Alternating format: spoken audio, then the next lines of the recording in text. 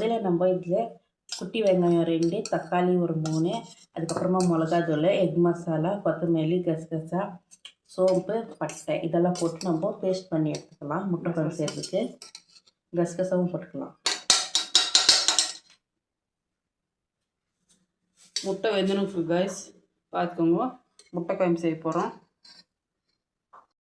Guys. மிக்சியில் போட்டு நல்லா பேஸ்ட் பண்ணிக்கணும். தக்காளி எல்லாம் இதில் போட்டு அரைச்சிட்டு இருக்குது, அதனால தக்காளி போட வேண்டிய தேவையில்லை. எண்ணெய் காஞ்சிச்சு கைஸ், இப்போ கடுகு போட்டுக்கலாம்.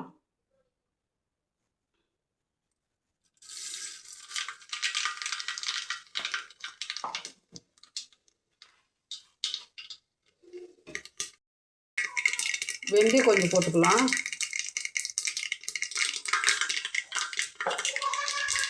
வெந்தயம் கடுகு நல்லா பொரிட்டோம். நெக்ஸ்ட்டு வெங்காயம் போட்டுக்கலாம்.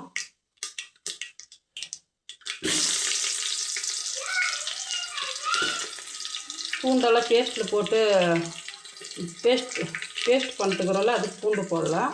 பேஸ்ட் பண்ணாமல் வரும் முட்டை மசாலா போட்டு செஞ்சுக்கிற மாதிரி இருந்தால் பூண்டு போடலாம்.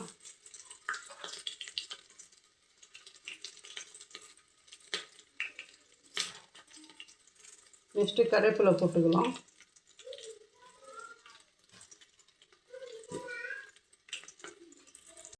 பாருங்க நல்லா வதங்கிச்சு. இப்போது மசாலாவை போட்டுக்கலாம். பேஸ்ட்டாக பண்ணி மசாலா பாருங்க போட்டு நல்லா கலக்கலாம்.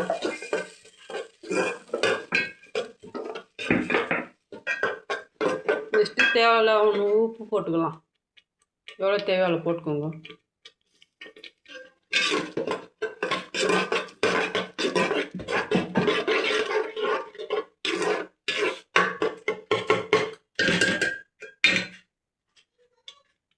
தனியா போட்டுக்கலாம்.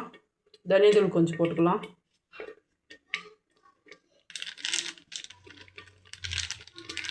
ஒரு ஸ்பூன் அளவு போட்டுக்கணும் போதும்.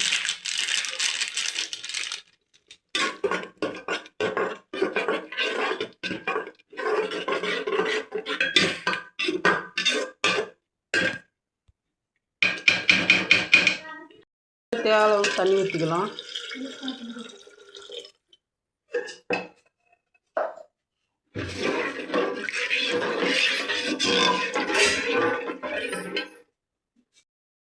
பாருங்க இப்போ முட்டை போட்டுக்கலாம்.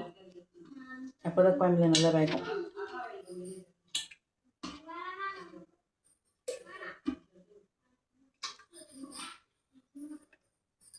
நல்லா வேகட்டும், கொதிக்கட்டும்.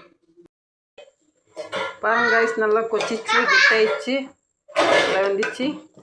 இப்போ ஆஃப் பண்ணிடலாம்.